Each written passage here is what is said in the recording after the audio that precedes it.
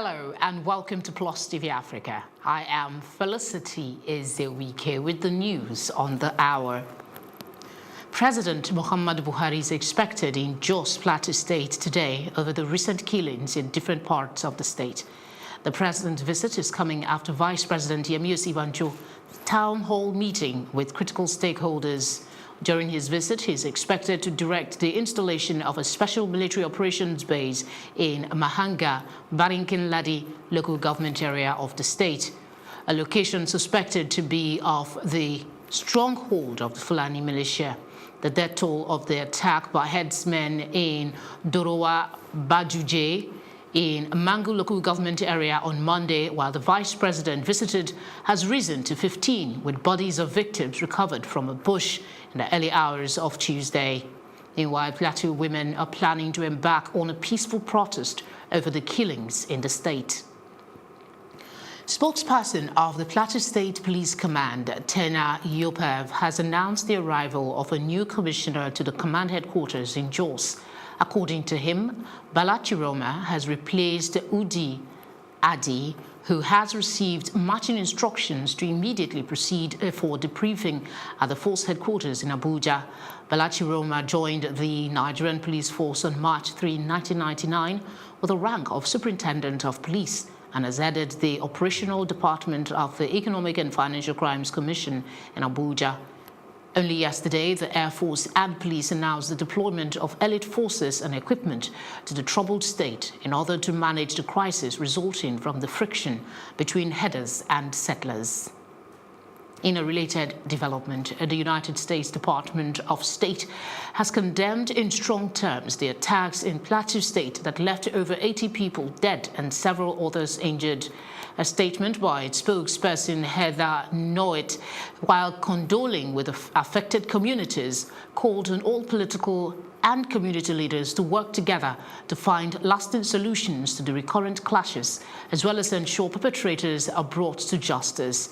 The public relations officer of the police command in Plateau State had in a recent statement confirmed that houses, cars and motorcycles were burnt in the attacks by gunmen who invaded 5 villages of Gashish district in Bankin Ladi local government area.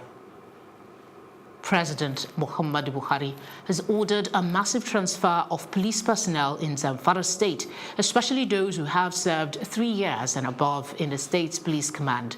He stated this yesterday while playing host to a delegation of the Supreme Council for Sharia at the State House, Abuja.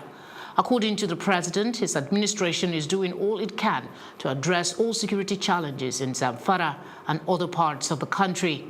Armed bandits, cattle rustlers and kidnappers have terrorized villages in the state for months, leaving many dead and communities razed. Earlier this month, the state governor, Abdulaziz Yeri, expressed helplessness as chief security officer of the state, stating that he had no control over the security machinery.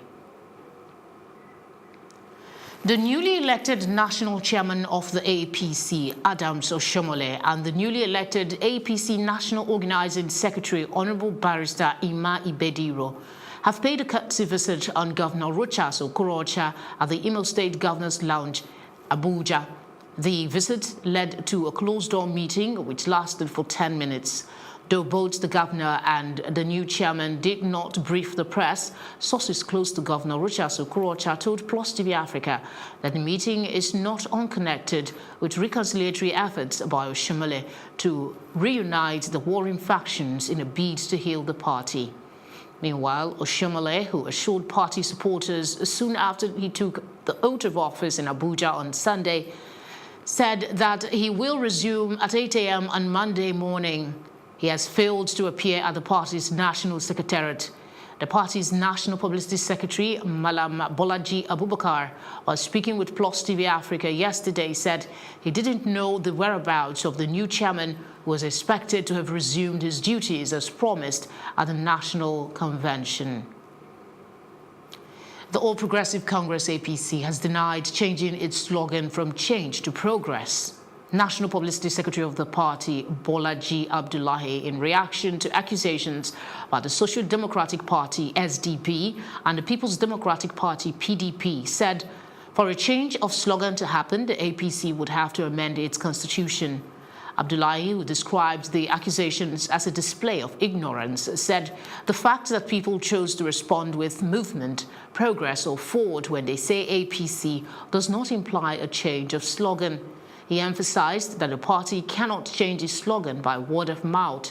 The SDP and the PDP, in separate statements, had accused the ruling APC of illegally adopting the slogan Progress, which the SDP claims is registered to it. SDP National Secretary Shehu Gabam, in a statement, urged the APC to stop trying to confuse the electorate ahead of the 2019 general elections.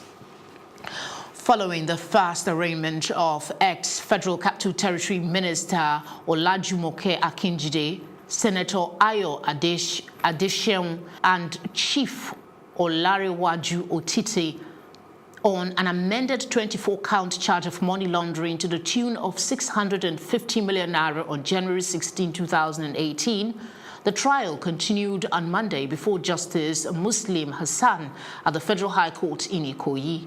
In the course of the trial, Usman Zakari, an investigator with the Economic and Financial Crimes Commission, admitted that 640 million naira was paid through a bank draft and the sum of 10 million naira paid by Akinjide's husband. He stated that the 10 million naira paid by Akinjide's husband was not a condition for the release of his wife. Justice Hassan adjourned for the continuation of trial to October 18 and 19, 2018. Going back to the Plateau killing following the death of over 100 people in the latest attack by headsmen, the former chairman of the caretaker committee of the People's Democratic Party, PDP, and presidential aspirant of the party, Senator Ahmed Bakarafi, has said that he will stop the killings and resolve other security challenges in the country if elected president. He spoke yesterday in Kaduna after his endorsement by stakeholders of the party in the state. Bakarafi said with his wealth of experience and exposure, Nigerians would be better off with him as president. The chairman of PDP, Dr. Hassan Yate, endorsed Senator Bakarafi, saying he remains the best person to rule this country in 2019.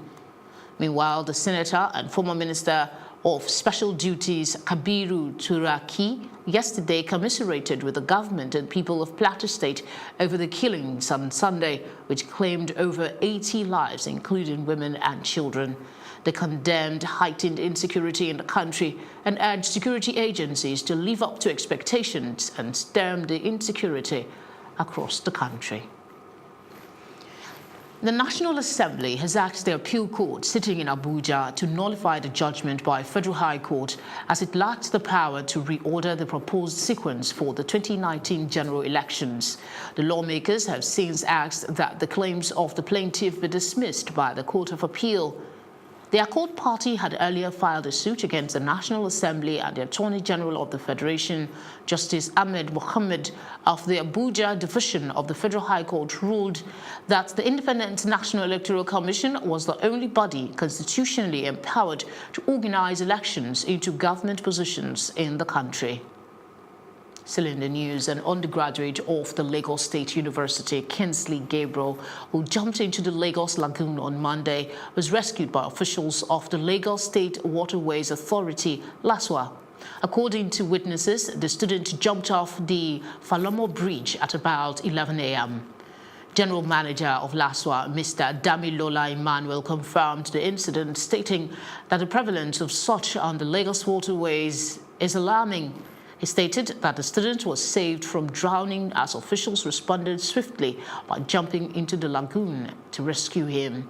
Gabriel was then taken to the Falomo police station after his rescue for further interrogation.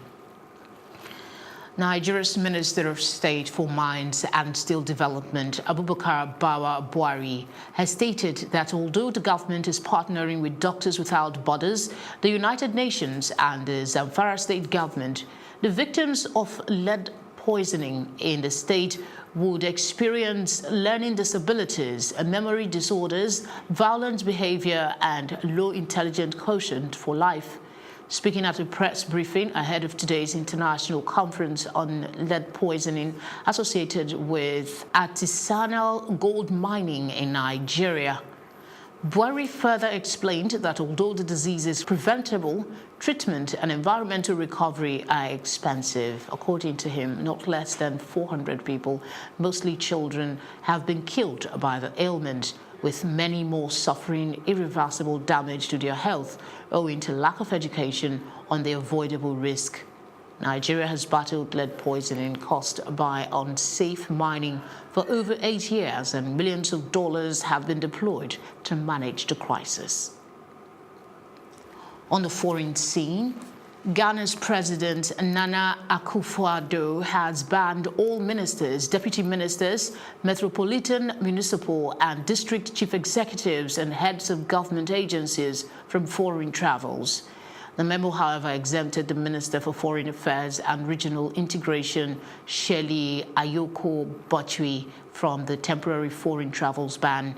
This is not the first time Ghana will impose a travel ban on its ministers, as in 2015, John Mahama banned public officials from first-class air travel as part of efforts to cut wasteful spending. Most of such travels are on the account of the Ghanaian taxpayer, and the presidency believes they also lead to a serious disruption in local government businesses. Protesters against Iran's failing economy defied police in front of parliament yesterday, with security forces firing tear gas. This is the first of such after similar demonstrations rocked the country at the start of the year. The demonstration came a day after similar protests forced 2 major shopping centers to close in the capital, Tehran. There has been widespread agitations following President Donald Trump's unilateral decision to withdraw the United States from Tehran's nuclear deal with the P5+1 group of world powers, the US, UK, France, China, Russia and Germany, and to restore sanctions. It wasn't immediately clear who led the protest, though some Iranian news agencies said the protest at the Grand Bazaar erupted after the Iranian rial dropped to 90,000 to the US dollar on the country's black market, despite government attempts to control the currency rate. Some radicals are already calling for new elections or for a military-led government to replace Hassan Rouhani's government. And in business, crude oil prices dropped after Saudi Arabia and Russia said they would increase production by Organization of Petroleum Exporting Countries, OPEC, an allied nation. The increase in production would be larger than what some members of the coalition estimated. Brent futures decreased by as much as 2.4% in London on Monday.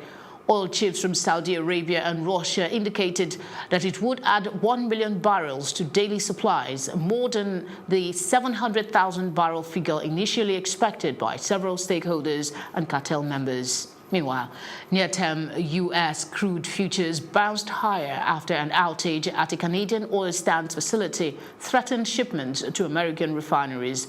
Brent futures for August settlement slipped to $74.03, dropping by $1.52 a barrel as at 10:23 a.m. New York time on the Intercontinental Exchange Futures Europe Exchange. In contrast, West Texas Intermediate crude for August delivery added 28 cents to $68.86 on the New York Mercantile Exchange. Total volume traded was about 53% above the 100-day average. The Federal Mortgage Bank of Nigeria is set to flag off the rent-to-own program in Nigeria and is also expected to boost its capitalization from 5 billion naira to 100 billion naira a year, as said by the Chief Executive Officer Ahmed Musa Dangiwa. He said currently the federal government only accounts for 18,200 of the 50,000 registered mortgages, and FMBN intends to increase its capital at the rate of 100 billion naira per year over the next 5 years, which comes to 500 billion naira. With the new initiative, Dangiwa said he expects an increase in their capital base as the current capital base is grossly inadequate. He also said the move by FMBN is to ensure the capital base is increased, as the availability of the cash will enable FMBN grow from its intended signing of 2,500 new mortgages to about 100,000 in 2 years. Dangiwa said they will also commence a 1,500 housing project in August, which is aimed at improving access to mortgage loans and increased possibility for home ownership. Activities at the cargo section of the Murtala Mohammed Airport in Lagos were yesterday brought to a halt as a result of an industrial action by clearing agents who are resisting a new policy introduced by the Nigerian Customs Service Lagos Airport Command. According to reports, the Customs Command has increased charges on consignment by 300% from July 13, 2018 by placing all consignments coming into the country on Form N. The Public Relations Officer of the Customs Command, Haruna Ephraim, confirmed the development but stated that it was not for immediate implementation and that a set date was to enable the agent plan ahead. That's it on business. Tokumbo is up next with entertainment news. In entertainment, D'banj has been directed by the Nigerian police to formally report the circumstances that led to his son's death. The Lagos State Commissioner for Police, Mr. Edgar Imohimi, said they must report to the police after their period of mourning. It will be recalled that D'banj's son died in a swimming pool mishap at the singer's Ikoyi home on the 24th of June, barely a month after celebrating his one-year birthday. American actress Heather Locklear has been hospitalized again after policemen got a call from her home about someone overdosing just hours after she got bailed from jail. Policemen and paramedics hurried to her Thousand Oaks, California home, and she was conveyed in an ambulance from her home to the hospital on Monday afternoon. According to reports, the actress was arrested for kicking an emergency medical technician and punching a police officer on Sunday night and was granted a $20,000 bail on Monday morning. Then she headed home. It was also stated that she was planning to willingly check herself in for treatment. It looks like she did not willingly go, but she's getting treatment now. This all came after Heather was placed on involuntary psychiatric hold last week. Her family members made a 911 call to report that the actress was drunk and attacking her parents. An update from a close source said Heather is stable and she's getting the required treatment. The actress was nominated for Best Performance in a television series, Spin City, at the Golden Globe Awards. Ocean 8, which was produced by Sandra Bullock, is currently the most successful heist movie of all time. The Sandra Bullock movie has topped $100,000 million in just 17 days, and the duration of its success is 2 days quicker than the previous Ocean's hit, Ocean's 11. The movie, which is yet to premiere in Spain and Japan, among other countries, has hauled in $171 million worldwide. Ocean's 8, which premiered on the 18th of June, opened strong, grossing $41.5 million at the US box office, making it the series' best for the Ocean's franchise. And here's a quick clip. But it happened. And if I were to be released, I would just want the simple life. I just want to hold down a job, make some friends, pay my bills. A record-setting 928 members have been invited to join the Academy of Motion Picture Arts and Sciences, the body that oversees the Oscars. Among those invited are Kendrick Lamar, Questlove, Chuck D, and Melissa Etheridge. The new invitees are 49% female and 38% people of color.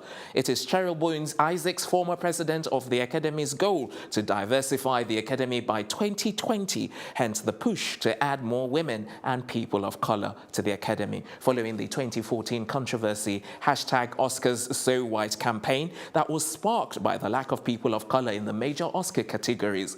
The Oscars was boycotted by Emilia Clarke, Jada Pinkett, Dania Gurira, Daniel Kaluuya, Michael Gondry, Dave Chappelle, among others, in 2016 over their lack of diversity. And that's it on entertainment. Up next is Udoka with the sports news.